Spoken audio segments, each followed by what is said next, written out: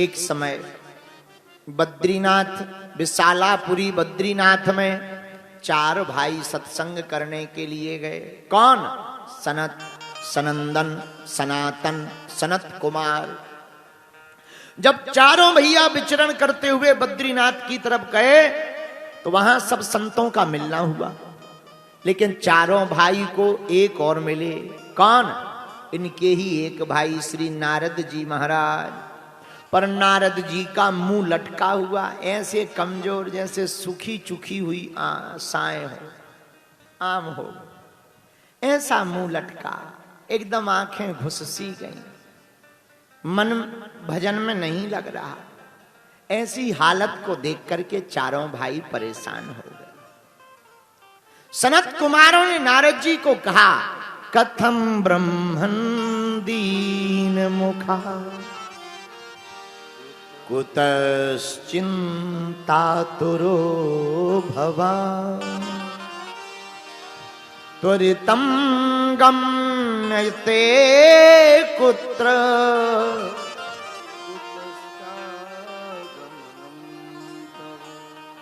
नारद जी, ये तुम्हारा मुंह क्यों लटका है? महात्माओं को टेंशन में नहीं रहना चाहिए, महात्माओं को तो अटेंशन में रहना चाहिए। हाँ, कुछ लोग ऐसे होते हैं, हमने देखे हैं, वो कथा में क्या हमारे सामने भी बैठेंगे तो ऐसे बैठेंगे जैसे घर से पिट के आए। अच्छा, कुछ लोगों को ये लगता है, कुछ हमने पढ़े लिखे लोग देख, अच्छा जी, मूर्खों से ज्यादा पढ़े लिखों में दिक्कत ज्यादा, ये बीमारी पढ़ों लिखों में ज्यादा पाई जाती है। क्योंकि पढ़े लिखे लोगों को ये लगता है कि अगर हम ज्यादा हंसेंगे तो लोग हमको मूर्ख समझेंगे। हाँ, उनको ये लगता है। हाँ, इसलिए जितने भी ठहाका लगाते मिलेंगे वो हमारे जैसे मूर्ख ही मिलेंगे। पढ़े लिखे तो इतना कमजोर हंसते हैं कि सत्तू अगर सामने रख दो तो वो भी ना उड़े। हाँ, इतने कमजोर। अच्छा, उनको इसलिए ऐसा लगता क्योंकि उनको लगता है कि नहीं हमारा यही प्रोफेशन है, इसलिए इनको ज्यादा टेंशन। और जितने पढ़े लिखे लोग आत्महत्या करेंगे, स्ट्रेस में, डिप्रेशन में रहेंगे, उतने हमारे जैसे मूर्ख कभी नहीं होते। जितनी गोलियां पढ़े लिखे खाते, मूर्ख कभी नहीं खाते। क्यों? क्योंकि पढ़े लिखों को सब बुद्धि से सोचकर जीना पड़ता है, हमारे जैसे मूर्खों को दिल से सोचकर चलना पड़ता है। पढ़े लिखे दिमाग से चलते, हमारे जैसे मूर्ख लोग तो दिल से चलते हैं। अच्छा, बुरा ना मानना, पढ़े लिखे लोग हमने देखे, यहां भी कुछ लोग बैठे हैं, आप लोगों को नहीं बोल रहे हम, कितनी भी बड़ी बात कह दे, ये ताली भी बजाएंगे।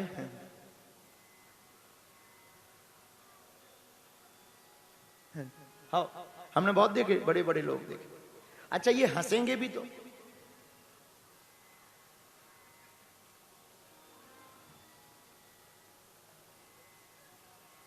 मतलब ऐसा लगेगा जैसे रबड़ थोड़ा तनी हो फिर छोड़ दी गई हो। और हमारे जैसे मूर्ख जो सो रहा हो वो जग जाए, ऐसे हंसते हैं। तो पढ़े लिखे लोगों को बड़ी दिक्कत है, क्योंकि वो दिमाग से चलते हैं। हमारे जैसे मूर्ख यहां से नारद जी मुंह लटकाए खड़े। अच्छा, लेकिन ये मूर्ख नहीं, देव ऋषि, पर मुंह क्यों लटकाए? अपनी चिंता के कारण। ये साधु के देखना जरा, लोग हमसे पूछते साधु कौन? जो अपनी चिंता ना करके दूसरी की चिंता में और परमात्मा के चिंतन में रहे, उसी को साधु कहा जाता है। जगत की चिंता में और जगदीश के चिंतन में जो रहे उसे साधु कहा जाता है। साधु कौन? जो जगत की चिंता में और जगदीश के चिंतन में। नारद जी चिंता में, किसकी चिंता? क्या बात है? अरे नारद जी, तुम्हारी तो कोई झोपड़ी भी नहीं है कि लुट गई हो, पर मुंह लटकाए क्यों खड़े हो? नारद जी बोले, भैया क्या बताएं। अरे संतों का धन क्या है? संतों का धन क्या? हमारो धन राधा, श्री राधा, श्री राधा, हमारो धन राधा, श्री राधा, श्री राधा, हमारो धन राधा, श्री राधा, श्री राधा,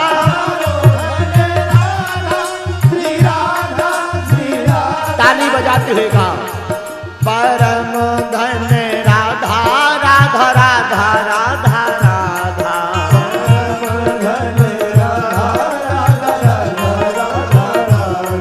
बरसाने वाली राधा राधा राधा राधा राधा बरसाने वाली राधा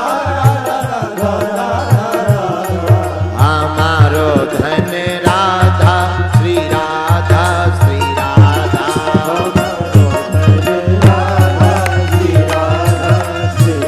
दोनों हाथ उठा करके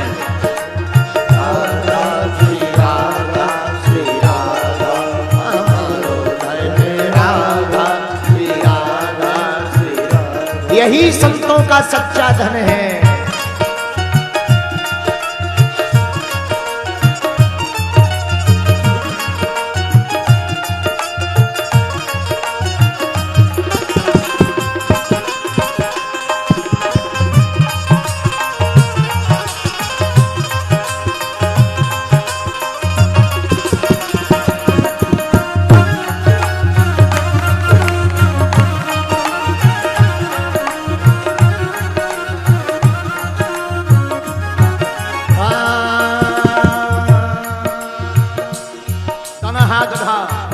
बरसाने वाली राधा राधा राधा राधा राधा बरसाने वाली राधा राधा राधा राधा राधा मोहन की प्यारी राधा राधा राधा राधा राधा मोहन की प्यारी राधा राधा राधा राधा राधा हम सब की प्यारी राधा श्री राधा श्री राधा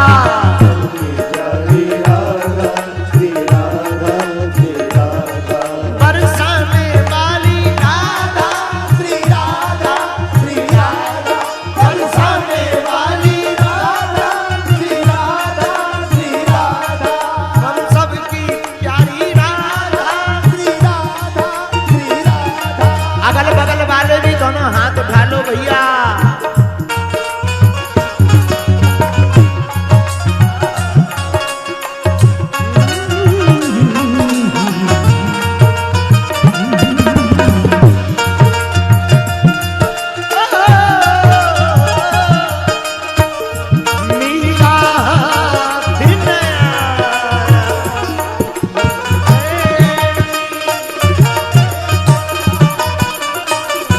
एक प्रेमी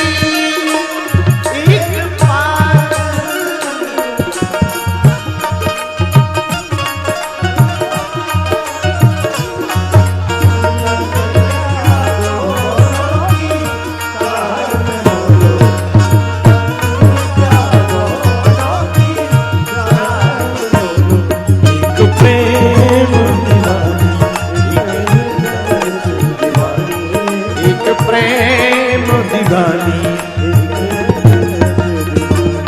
एक राधा एक मीरा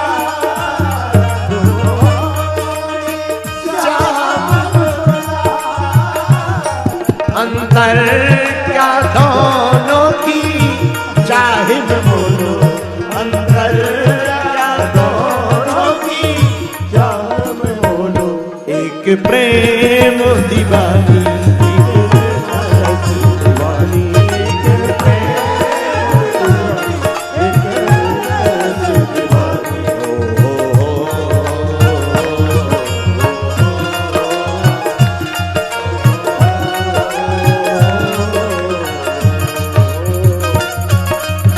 दोनों हाथ उठा के गाओ तो श्री राधा हमारो धन राधा श्री राधा श्री राधा हमारो धन राधा श्री राधा श्री राधा परम धन राधा राधा राधा राधा राधा परम धन राधा राधा राधा राधा बरसाने वाली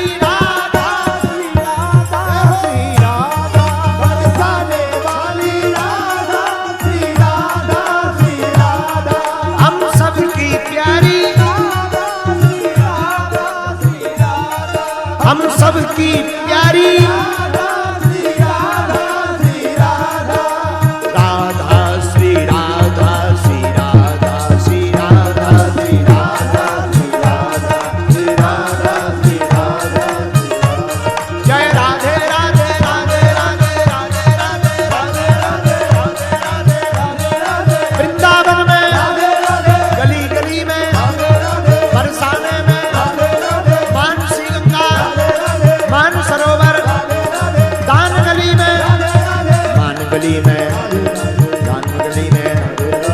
कृष्ण गली में। राधे राधे राधे राधे राधे राधे राधे राधे राधे राधे राधे राधे राधे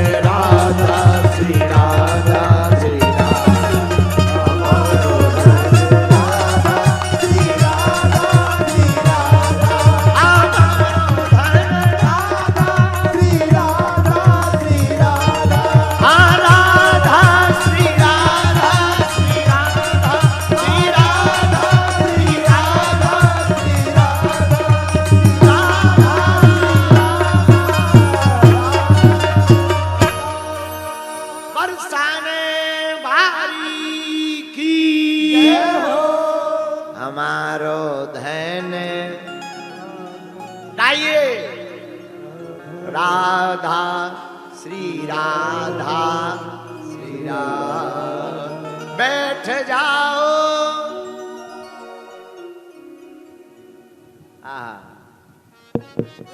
नारद जी महाराज क्यों मुंह लटकाए हो? संतों का परम धन तो राधा नाम है। बोलो जय श्री राधे। भगवान का नाम ही परम धन है। नारद जी बोले भैया हम अपने चक्कर में मुंह नहीं लटकाएं। फिर बोले हम इस लोक में, मृत्यु लोक में आए थे सत्संग करने। अच्छा कितनी बड़ी बात है। सत्संग सब जगह नहीं मिलता, यही मिलता है। बोलो सीताराम। स्वर्ग में तुम्हें अप्सराएं मिल जाएंगी, खान पान बढ़िया मिलेगा, जो कल्पना करोगे सब मिलेगा, लेकिन सत्संग नहीं मिलेगा। अब तुम स्वर्ग में जाके कहो हमको बागेश्वर महाराज की हनुमंत कथा सुनाओ, ये संभव नहीं है स्वर्ग में। सत्संग करने के लिए तो आपको मृत्यु लोक में ही आना पड़ेगा। नारद जी बोले भैया हम आए थे इस लोक में सत्संग करने। पुष्करम चा प्रयागम चा काशीम गोदावरीम तथा हरि क्षेत्रम कुरुक्षेत्रम श्रीरंगम सेतु बंधनम। नारद जी बोले हम सब तीर्थ में गए, पुष्कर, प्रयाग, काशी, राम सेतु जहां पर है, रामेश्वरम, श्रीरंगम, श्रीरंगम सेतु बंधनम एवं आदेशु तीर्थेषु भ्रममाणे तस्ततः। सब तीर्थों में गए पर कहीं पर भी सत्संग प्राप्त नहीं हुआ। तो चारों भाई बोले क्यों? बोले कलयुग का ऐसा प्रभाव पड़ा, पापस्य खंडः सा पाखंडः, सब पाखंडी हो रहे हैं। अच्छा ये पाखंडी क्या है? पाप के ही एक खंड का नाम है पाखंड। पाप का एक खंड है, मतलब जो है नहीं और होने का दिखावा करे वही पाखंडी है। पाखंडी का अर्थ क्या है? आजकल ज्यादातर लोग ही पाखंडी है। हाँ, अरे पूछिए कैसे? असली ब्यूटी गायब है, ब्यूटी पार्लर की ब्यूटी लगी भई है। हाँ, ये भी तो गड़बड़ी है, ये भी गड़बड़ है। इसी का नाम तो जो है वो गायब। और ज्यादा हमने अभी कुछ दिन पहले एक बात बोली थी सुविचार में कि दुनिया, भारत के लोग जो होने का दिखावा करते हैं अगर वही बन जाएं तो भारत देश को सुधरने में समय नहीं लगेगा। नारद जी बोले भैया जहां देखो कलयुग की बड़ी विचित्र स्थिति, तपसी धनवंत दरिद्र गृही, कली कौतुक तात न जात कही। कलयुग का बड़ा प्रभाव। अच्छा कलयुग का प्रभाव क्या? नारद जी बोले तरुणी प्रभुता गे, श्याल को बुद्धिदायका कन्या विक्रयणो लोभात दंपति नाम चकलकनम। कलयुग का प्रभाव कैसा? नारद जी बोले भैया कन्या विक्रयणो, आजकल कलयुग में शादियां नहीं होती हैं, बेटियों को बेचा जाता है, लड़कों का मोल लगाया जाता है। जो जितना रेट देवे, 4 लाख में शादी तय हुई, 10 लाख वाला आ जाए तो 4 की कैंसल, 10 की तय। कन्या विक्रयणो लोभात, सभी लोभी हो गए। दंपति नाम चकलकनम। अच्छा, ये गृहस्थ का हाल नहीं है, महात्माओं का भी हाल है। नारद जी बोले भैया बुरा ना मानना, पहले के जमाने में महात्मा जितने फक्कड़ होते थे उतने सिद्ध माने जाते, आज के जमाने में जितने वैभवशाली हो उतने सिद्ध माने जाते। 8-10 बंदूकों वाले, 40-50 गाड़ियां, 20-25 मकान के कमरा, VIP 5 स्टार होटल, गजब बाबा है, बहुत ऊंचे पहुंचे भय। भला ही साधना कुछ ना हो, केवल साधन ही साधन हो, है? पर बुरा ना मानना, आज का जमाना ही ऐसा है, दिखावा का बड़ा जमाना है।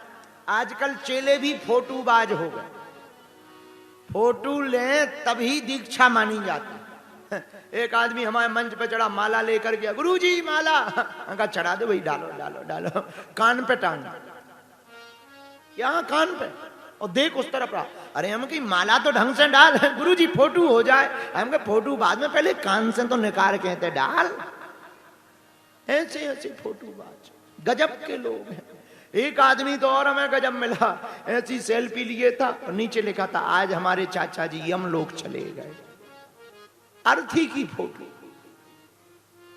ठटरी की फोटो, आदमी मरा पड़ा है, इन्हें सेल्फी पड़ी है। बुरा ना मानना, हम फोटो के विरोध में नहीं हैं, पर एक बात हमें बहुत चुभती है, हमने 4-5-6 दिन पहले बोली है। रील की जिंदगी में रियल का खोजना बड़ा कठिन हो गया है।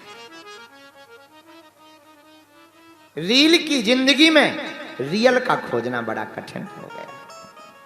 आजकल रियल कम दिखाई देते हैं। नारद जी यही कह रहे हैं, कलयुग का बड़ा प्रभाव। नारद जी कहते भैया हम सत्संग करने आए, गृहस्थियों का हाल विचित्र, महात्माओं के पास यही हाल। जब कहीं सत्संग नहीं मिला तो सोचा श्रीधाम वृंदावन जाएं, वहां ठाकुर जी नित्य निवास करते, निश्चित रूप से वहां सत्संग मिलेगा। नारद जी बोले भैया हम जैसे ही वृंदावन आए तो हमने तत्राश्चर्यम मया दृष्टम श्रूयताम तन्मुनीश्वरः एका तु तरुणी तत्र निषन्ना खिन्नमानसः। एक स्त्री पेड़ के नीचे बैठी है। नारद जी बोले भैया बहुत सी स्त्रियां, कोई पंखा जला रही, कोई पानी पिला रही, कोई आंसू पहुंच रही, और वो स्त्री रो रही। उसकी जंघों पर 2 बूढ़े आदमी लेटे हैं। नारद जी बोले हमने सोचा जरा जाके देखें कौन है, क्यों रो रही। नारद जी बोले भैया हम थोड़ी दूर तक तो गए, पर मन में सोचा स्त्रियां ही स्त्रियां हैं, कहीं हम जाएं और कह दें ए बाबा स्त्रियों के समूह में तुम्हें क्या लेना देना, क्या बेइज्जती हो जाएगी, बिना बुलाए नहीं जाना चाहिए। नारद जी बोले वापस आने लगे, और जैसे ही हम लौटने लगे सोई महाराज वो स्त्री चिल्ला करके बोली भो भो साधु क्षणम तिष्ठम। ओ महाराज रुको रुको रुको, क्यों? मत चिंतानमपि नाशय, हमारी चिंता को दूर करो। क्या चिंता है महाराज? पहले नजदीक तो आओ तभी बताएं, ना भी कुछ बताओ। दर्शनम तब लोकस्य सर्वथा गहरम परम। संतों के तो दर्शन करने मात्र से ही कल्याण हो जाता है, ऐसा कहा। अच्छा, नारद जी नजदीक तक गए। कौन हो तुम? क्या तुम बद देवी साविस्तारस्य स्वस्य दुखस्य कारणम। कौन हो तुम, यहां पर क्यों रोती हुई बैठी हो, बताओ अपने दुख का कारण बताओ। तब उसने अपना बड़ा गजब का परिचय दिया। अहम भक्तिरित ख्याता इमऊ मैं तनयऊ मतऊ ज्ञान वैराग न मानऊ काल योगेन जर्जरऊ। महाराज मेरा नाम भक्ति है। ये जो दो बूढ़े लेटे हैं ये बूढ़े नहीं है, दरअसल ये हमारे बेटा है। बताओ क्या गजब का जमाना, माँ जवान है बेटे बूढ़े। नारद जी बोले ये कैसे हो गया। महाराज कलयुग का प्रभाव है, कलयुग के प्रभाव के कारण हम तीनों बूढ़े हो गए थे। मैं भक्ति हूं, एक बेटा ज्ञान है, एक वैराग है। लेकिन वृंदावन आकर के हम तो जवान हो गए, पर मेरे दोनों बेटे अभी भी बूढ़े हैं। ज्ञान वैराग दोनों मूर्छित हैं, इनकी मूर्छा को दूर कर दो। नारद जी बोले चिंता मत करो, हम कुछ उपाय करते हैं। भक्ति देवी बोली महाराज बुरा ना मानना, अगर आपकी कृपा से हमारे दोनों बालक ठीक नहीं हुए तो इदम स्थानम परित्यज्य विदेशम गम्यते मया, हम इस स्थान को छोड़ करके विदेश चले जाएंगे। नारद जी बोले भक्ति देवी अगर तुम ही विदेश चली जाओगी तो भारत में बचेगा कौन। भारत की महिमा ही भक्ति से है, भारत को विश्वगुरु भक्ति के ही कारण जाना जाता। और तुम भी अगर आजकल हर व्यक्ति को विदेश जाने का चस्का लगा है। हाँ, और देवी जी अगर तुम ही विदेश चली गई, जय बजरंगबली की। पर चिंता मत करो, हम अभी मंत्र तंत्र करते हैं, मंत्र करते हैं, अभी गीता पाठ करते हैं, सब ठीक होगा। गीता पाठिर मुहुर्मुहु, बार बार गीता का पाठ किया, मंत्र जाप किया, थोड़ी देर के लिए तो मूर्छा खुल जाए और फिर वो गिर पड़े। अब नारद जी बोले बड़ी टेंशन हो गई भैया, सोचा क्या किया जाए। तो नारद जी बोले सरकार हमारे मन में आया किसी से पूछा जाए। देखो भारत भूमि धन्य है, हम लोग धन्य हैं जो भारत में जन्म लिया है। पूछो कैसे। अगर तुम वर्तमान में चाइना में होते, इतनी छोटी छोटी आंखें, बाल गुड़ियाने हुए, मास्क लगाए हुए, ऐसे लगते जैसे चाइना के लोग। तो हम एक बार कोरोना लॉकडाउन में हमने देखा टीवी में, एक बार चैनल धोखे से चाइना का लग गया, तो ऐसे लगे जैसे ब्रह्मा जी ने फोटो कॉपी पे फोटो कॉपी कर दी हो। सब एक साब चिंग चौंग चांग चौंग चौंग, तो लगने लगता है जैसे ब्रह्मा जी भूल गए हो रिम बदलना। हाँ, आप चाइना के ज्यादातर लोगों को देखो कि यही लगेगा, जैसे चाहे महिलाओं को देखो तो महिलाओं में लगेगा लगे फोटो कॉपी। ब्रह्मा जी ने एक सांसों लगाओ, बटन दबा दो, सीधी 20,000 पीस बाहर। हाँ, यही लगे एकदम फोटो। अच्छा विचार करो, हम अपने भारत की महिमा बताने के लिए आपको थोड़ा सा जगा रहे। अच्छा कथा के बीच बीच में थोड़ा, जब भोजन के बीच में चटनी ना हो तो भोजन में आनंद, तो कथा के बीच में समझाने का तरीका है, थोड़ा बुरा ना समझा, कथा ही रहे, सुना कथा ही रहे, गलत कुछ नहीं सुना। हाँ, तो क्या बता चाइना। अच्छा विचार करो तुम चाइना में पैदा हो, क्या कर रहे हो, कथा सुन रहे हो, कहीं तुम सूप पी रहे होते। जब कोरोना आया तो बताया कि चाइना वाले सूप पीते थे, उसका काय का सूप, चमगादड़ का। लोग ऐसा कह रहे थे, कोई वैज्ञानिक तथ्य हमें ऐसी कोई बात पता नहीं है, लोग ऐसा। बुरा ना मानना, हम लोग भाग्यशाली हैं, भारत में जन्म हुआ है।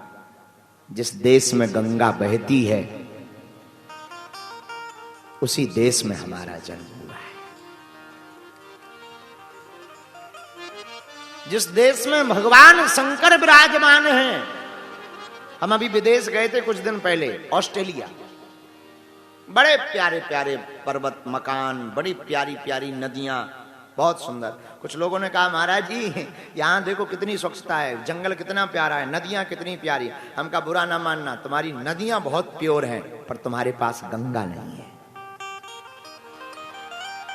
तुम्हारे पास पहाड़ तो हैं पर हिमालय नहीं है, और इन पहाड़ों पर शंकर नहीं। उनके पास पर्वत है पर पर्वत पर शंकर नहीं है। हमारे यहां तो पर्वत पर भी केदारेश्वर विराजमान है। इसलिए भारत अद्भुत है और कलयुग तो और अद्भुत। यत् फलम नास्ति तपसा न योगेन समाधिना तत्फलम लभते सम्यक कलौ के सब कीर्तना। नारद जी कहते भक्ति देवी कलयुग का बड़ा प्रभाव है। क्या? कलयुग में जो फल आपको तप से प्राप्त नहीं होगा, यज्ञ से प्राप्त नहीं होगा, कली काल में तुमको वह फल केवल गोविंद का कीर्तन करने मात्र से प्राप्त हो जाएगा। यह प्रभाव है। यत् फलम नास्ति तपसा न योगेन समाधिना तत्फलम लभते सम्यक कलौ के सब की। इसी श्लोक का उत्तर, इसी श्लोक की चौपाई गोस्वामी जी ने लिखी। एहा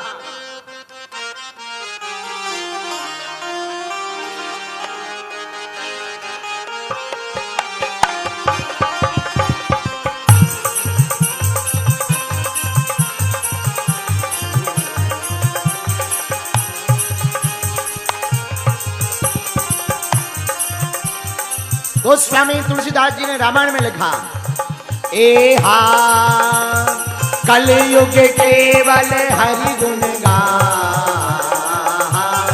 गावहि नर पावहि भव भार। एहा कलयुग केवल हरि गुण गावहि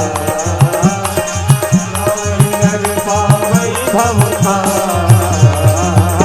एहा कलयुग केवल हरि गुण गावहि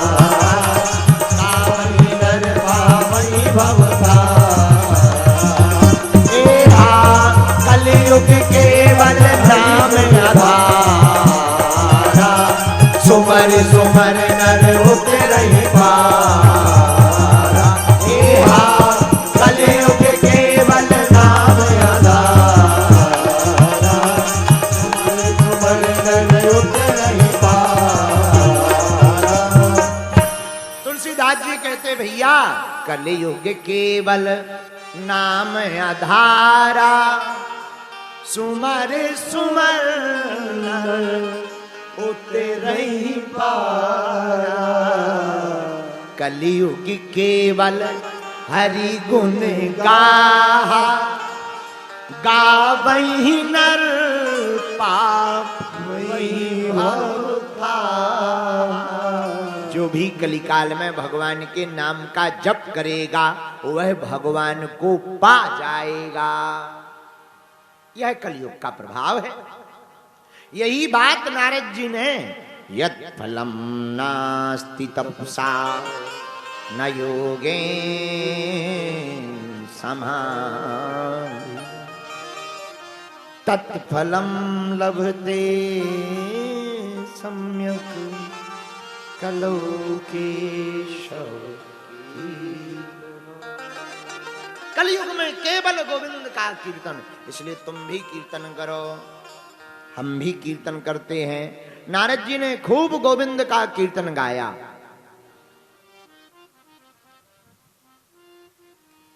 श्री कृष्ण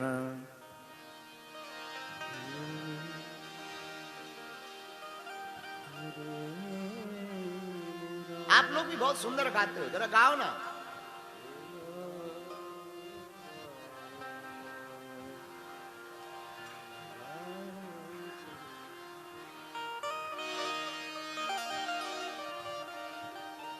मूल तर्ज पर।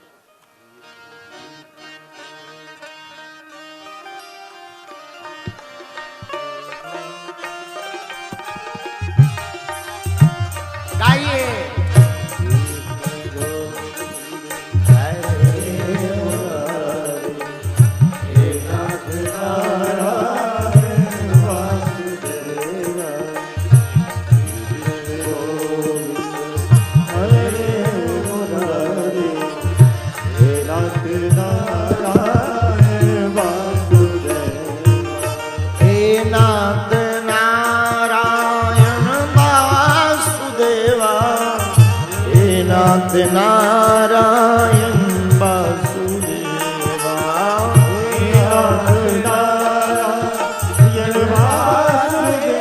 गाइए सब गाइए।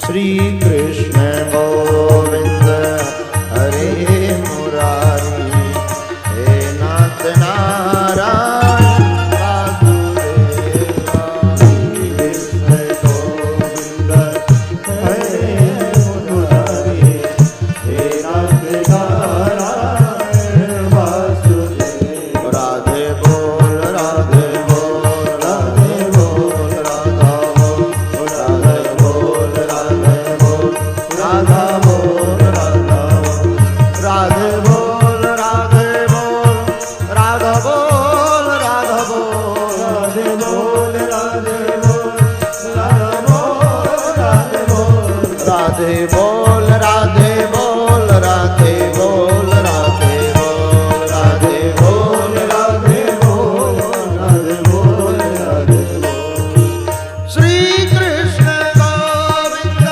हरे मुरारी, हे नाथ नारायण वासुदेवा, कृष्ण गोविंद हरे मुरारी, हे नाथ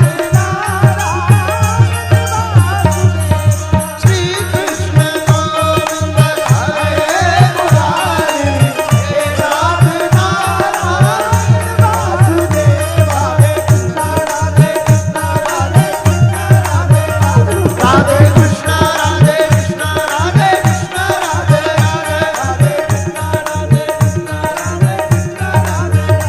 राधे कृष्ण राधे कृष्ण राधे कृष्ण राधे राधे राधे कृष्ण राधे कृष्ण राधे कृष्ण राधे राधे राधे कृष्ण राधे कृष्ण राधे कृष्ण राधे राधे राधे कृष्ण राधे कृष्ण राधे कृष्ण। दोनों हाथ उठाए राधे कृष्ण राधे कृष्ण राधे कृष्ण राधे राधे राधे कृष्ण राधे राधे कृष्ण राधे राधे। हाँ, श्री कृष्ण गोविंद हरे मुरारी, हे नाथ नारायण वासुदेवा, श्री कृष्ण गोविंद हरे मुरारी, हे नाथ नारायण, हे नाथ नारायण श्री कृष्ण गोविंद हरे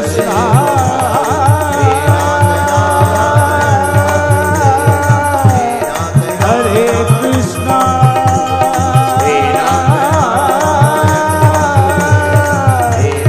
हरे हरे।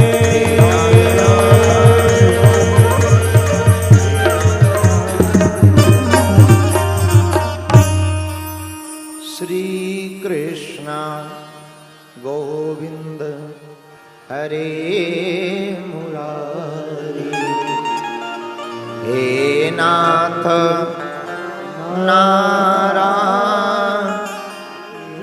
वासुदेवा। हमेशा संकीर्तन दोनों हाथ उठा के लास्ट में गाना चाहिए। अच्छा बताओ, दोनों हाथ क्यों उठाए जाते हैं जब जय बोलते हैं? बताओ क्यों? पूछो, हमसे पूछो, बताओ क्यों? जब कोई आदमी नदी में डूबता ना, वो बचाने के लिए दोनों हाथ ऊपर उठाता है, ताकि बचाने वाला बाहें पकड़कर ऊपर तान दे। उसी प्रकार हम लोग भव सागर में डूब रहे हैं, तो दोनों हाथ उठाकर कहते, गोविंद हमारी बाहें पकड़कर ऊपर तान दे। श्री कृष्ण गोविंद हरे मुरारी, हे नाथ नारायण वासुदेवा। नारद जी ने बहुत बार पाठ किया, जब नहीं जागे सोचा क्या किया जाए। तभी आकाशवाणी हुई, नारद जी सत्संग करो। अच्छा, आकाशवाणी ने सत्संग तो बता दिया, ये नहीं बताया कैसे कैसे करें और किसका करें। नारद जी बोले, भैया वही जानने के लिए हम यहाँ वहाँ घूम रहे, तब तक बद्रीनाथ आ गए, आपके दर्शन हो गए। अब आप बताओ वो ज्ञान और वैराग्य की मूर्छा कैसे खुलेगी? वो सत्संग कौन सा है जो आकाशवाणी ने कहा, सनत कुमारों ने कहा, नारद जी उस सत्संग का नाम ही श्रीमद् भागवत कथा है। उसको सुनाने से ज्ञान और वैराग्य दोनों जाग जाएंगे। तो चलो महाराज कथा शुरू करो। यहां नहीं, थोड़ा नीचे चलो। कहां? हरिद्वार। क्यों? बोले यहां ऊपर बहुत है। तो ऊपर के महात्मा तो सब आ जाएंगे, पर नीचे वाले गृहस्थी नहीं आ पाएंगे। ऐसी जगह चुनो जहां महात्मा थोड़ा नीचे उतर आवे और गृहस्थी थोड़ा ऊपर चढ़ जावे। बोले वो जगह कौन सी? बोले हरिद्वारम। तो हरि के द्वार हरिद्वार में सनत सनंदन सनातन सनत कुमार आ गए भैया।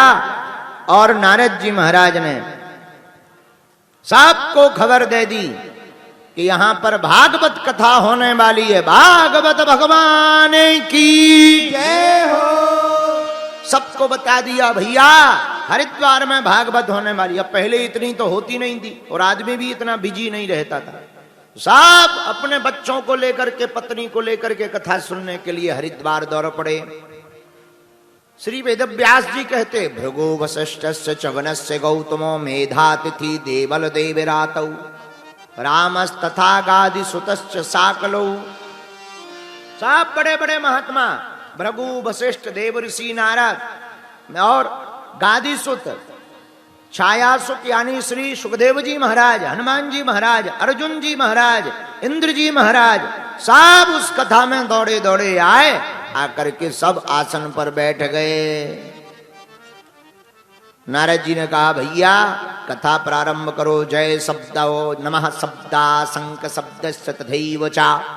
कोई जयकारा लगा रहा, कोई शंख बजा रहा, कोई नाच रहा। सब आनंद के साथ कथा सुन रहे और चारों कुमार बड़े मुस्कुराते हुए कथा सुनाने लगे। सदा सेव्या श्रीमद् भागवती कथा। भगवान की कथा को सदा सुनना चाहिए। बोले क्यों? यस्याः श्रवण मात्रेण हरिश्चित्तम समाश्रये। जो भी भगवान की कथा को बार बार सुनेगा उसके चित्त में हमारे गोविंद चिपक जाएंगे। कौन चिपक जाएगा? गोविंद चिपक जाएंगे। बुरा न मानना, हमारे गोविंद जी थोड़ा टेढ़े खड़े होते हैं। ठाकुर जी कभी देखना, बंसी वाले ठाकुर जी टेढ़े खड़े होते, पैर के ऊपर पैर, थोड़ा कमर लचकी हुई, मुंह थोड़ा टेढ़ा, मोर मुकुट और बंसी लेकर। अच्छा ये टेढ़ी टांग वाले बड़े अद्भुत हैं। इनका स्वरूप अद्भुत।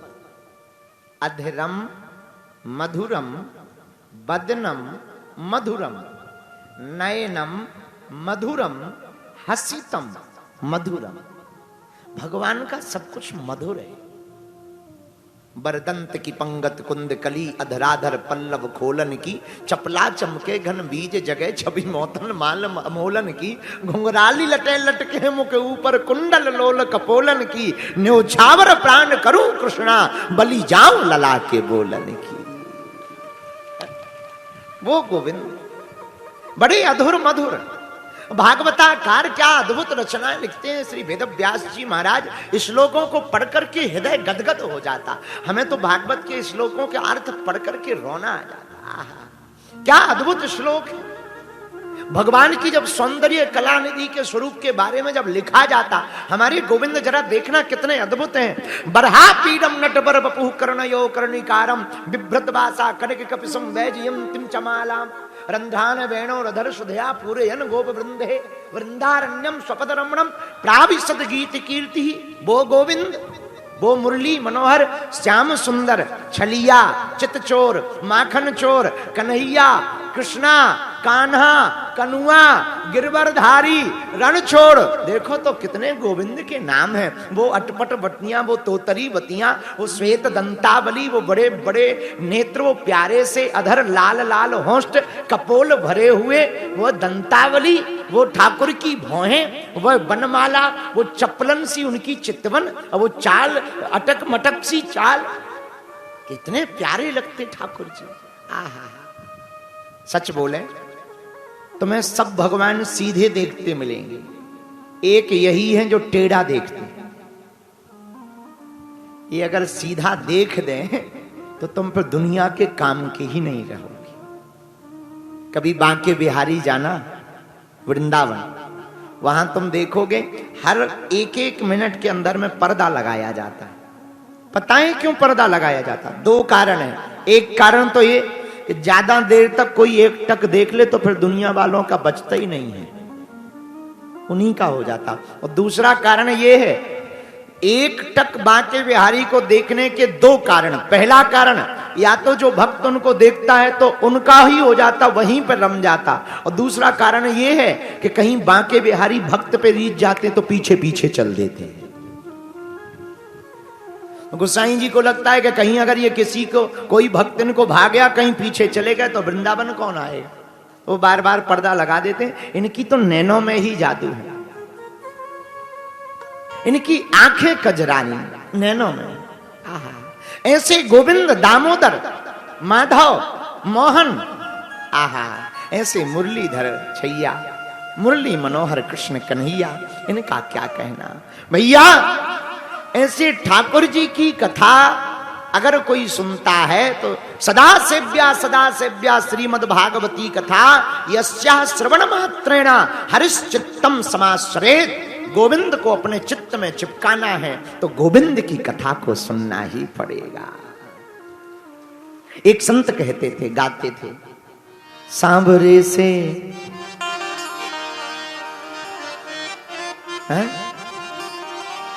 सत्संग ही बहाना, दुनिया वाले क्या जाने, ये दुनिया वाले क्या जाने, मेरा रिश्ता पुराना। सांवरे से मिलने का सत्संग ही बहाना है, सत्संग ही बहाना है। भगवान से, ठाकुर जी से। अच्छा, बहुत से लोग हमसे पूछते हैं क्यों कथा सुननी चाहिए? प्रेम हमेशा कानों से प्रवेश करता है। किसी के बारे में जब सुनेंगे तो देखने का जी करेगा, दिल करेगा। कानों से प्रेम आंखों में बसता, और जब किसी को देखने का दिल करेगा और धोखे से ध्यान में वो आ गए और जैसा सुना था उससे थोड़े बेहतर दिख गए, आहा, तो फिर उसी के गीत गाने का जी करेगा। प्रेम कानों से प्रवेश करता, आंखों में बसता, आंखों से वह जिह्वा पर आता, और जिसका जिह्वा से गुणगान गाया जाता वो फिर दिल में बस जाता है। इसीलिए तो सदा सेव्या श्रीमद् भागवती कथा, सदा भगवान की कथा को सुनो। क्यों? न जाने कौन सा अक्षर शब्द चोट कर जाए और चित्त में हमारे गोविंद चिपक जाएं, माधव चिपक जाएं। हम तो कई बार सोचने लगते हैं वृंदावन का वो किनारा, आहा, यमुना जी की वो कलकल किन्नोद करती हुई धारा, वो गोवर्धन की तलहटी, वो कदम्ब का वृक्ष, वो राधे राधे का कीर्तन, वो श्यामा श्याम के भाव, वो संतों के दर्शन, विरक्तों के दर्शन, अक्खड़ फक्कड़ महात्माओं के दर्शन, कहीं रूखी सूखी खारे लताओं पताओं से भक्त चिपके चिपके रो रहे, कभी वृक्षों से चिपक कर रो रहे। अरे ऐसे ऐसे ब्रज के भक्त ब्रज की रज को शरीर में मल रहे, कभी यमुना जी में डुबकी लगा रहे, कभी बांसुरी को लेकर के स्वयं कृष्ण बनकर डोल रहे, कभी परिक्रमा में जाना कोई दंडवती कर रहा, कोई उठक बैठक कर रहा, कोई राधा राधा राधा चिल्ला रहा। पूज्य श्री ब्रज के बरसाने के परम निधि संत पूज्य श्री विनोद बाबा जैसे महात्मा, जिनकी आंखें हमेशा सजल रहती, उनसे जब भी हम मिलने जाते वृंदावन में बरसाने में रहते हैं, पूज्य श्री विनोद बाबा, आहा क्या अद्भुत मूर्ति है। हम जब भी जाते हैं वो हमको जब भी मिलते हैं हाथ में माला, राधा राधा राधा राधा राधा राधा, और कोई बात ही नहीं। बीच में ही अगर कुछ पूछो, बाबा आज्ञा है, राधा राधा है, प्रसाद पालो, राधा राधा राधा राधा राधा, कुछ बोलना भी है तो जप नहीं छोड़ रहे, राधा राधा राधा राधा राधा। क्या अद्भुत तलहटी, क्या अद्भुत स्वभाव, और वो गोविंद की नटखट लीलाएं, वो जमुना की किलकिल किलनोद करती हुई धारा के शाम के समय वो बैठना, मुस्कुराना, वो अक्खड़पन फक्कड़पन, कभी विचार करना। गोविंद जब रहे होंगे, लोग कहते हैं जरा विचार करना मीरा के बारे में, मीरा का प्रेम कितना अद्भुत था। हमें तो लगता है गोपियों से भी श्रेष्ठ मीरा का प्रेम था, क्योंकि गोपियों ने तब प्रेम किया था जब कृष्ण थे, मीरा ने तो 5000 साल बाद प्रेम किया, लेकिन मीरा को लगता था आज भी कृष्ण मेरे सामने खड़े हैं। क्या अद्भुत छटा। और कभी विचार करना मेरे पागलों, ब्रज के बारे में कभी विचार करना, भागवत पर तुम कभी विचार करना, कभी एक बार उस भाव में जी करके देखना कि कदम्ब के वृक्ष के नीचे नीले नीले प्यारे प्यारे श्याम सुंदर खड़े हो, पैर के ऊपर पैर रखे हो, जरा सिर झुका हुआ हो, मोर मुकुट पहन रखा हो, हाथ में बांसुरी, लाल लाल अधरों हो श्वेत दंतावली हो, बड़ी बड़ी कजरारी अखियां हो, गाल कपोल फूले हुए हो, कंठ भरा हुआ हो, और गले में बनमाला पहने, पीतांबर पहने हुए, कामर डाले हुए, लचक मचक सो ठाकुर, प्यारी प्यारी चितवंशी चितवनिया पर मधुर मधुर मुस्कुराहट के साथ कलकल किल्लोद करती हुई यमुना के किनारे पर खड़े होकर जब बांसुरी की बेणु की फूंक लगाता है, तान मारते हैं, तब ऐसा लगता है मानो तीनों लोग स्तब्ध रह गया हो। हमारे गोविंद को जरा विचार करना, हमारे गोविंद की उस छटा पर, हमारे माधव की उस छटा पर। तब तो भागवताकार बड़े प्यारे श्लोक लिखते, बरहा पीडम नटवर वपुः कर्णयो कस्तूरी तिलकम लिखते, कस्तूरी तिलकम ललाट पटले वक्षस्थले कौस्तुभम नासाग्रे वरमौक्तिकम करतले वेणु करे कंकणम सर्वांगे हरिचंदनम सुललतम कंठे च मुक्तावली गोपस्त्री परिवेष्टतो विजयते गोपाल चूड़ामणि। ऐसे गोविंद, ऐसे माधव, ऐसे दामोदर, मेरे पागलों, मेरे प्रियजनों, उन्हीं की ये प्रिय कथा श्रीमद् भागवत है, जहां एक एक अक्षर में हमारे श्याम समाये। इसलिए तो सदा सेव्या श्रीमद् भागवती कथा यस्याः श्रवण मात्रेण हरिश्चित्तम समाश्रयेत्। भगवान चित्त में चिपक जाएंगे, लेकिन कब चिपके? जब उनके गुणानुवादों का अनुसरण करेंगे। और जैसे ही चारों सनत सनंदन सनातन सनत कुमारों ने कथा शुरू की, एक आश्चर्य चमत्कृत घटना हुई। भक्ति सुतौ तौ, भक्ति सुतौ तौ तरुणौ गृहीत्वा प्रेमे के रूपा सहसा विरासी, प्रेमे के रूपा श्री कृष्ण गोविंद हरे मुरारी नाथेति नामा मुहुर्वदन्ति नाथेति नामानि मुहुर्वदन्ति। तुरंत चारों कुमारों ने कथा सुनाई, समूह के मध्य मध्य में ही देखते देखते जो ज्ञान और वैराग उठ नहीं पाते थे, आंखें नहीं खोल पाते थे, अरे होश में ही नहीं थे, बेहोश पड़े थे। भैया भागवत का ऐसा चमत्कार प्रकट हुआ कि दोनों कुमार खड़े नहीं हुए, बूढ़ेपन से युवान हो गए और नृत्य करते हुए भक्ति देवी के साथ प्रकट हो गए।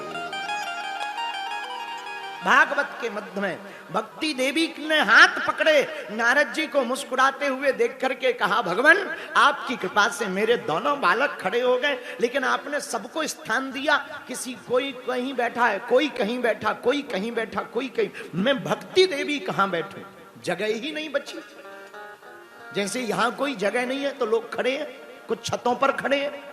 अब कोई आ जाए, महाराज हमें बैठना है, तो थोड़ी सी यहां तो है, पर नारद जी की जब कथा सनत कुमारों की हो रही थी तब तो कहीं जगह नहीं थी। तब नारद जी ने मुस्कुराते हुए कहा, देवी तुम्हें बैठने की एक जगह हम बताते हैं। बोले क्या?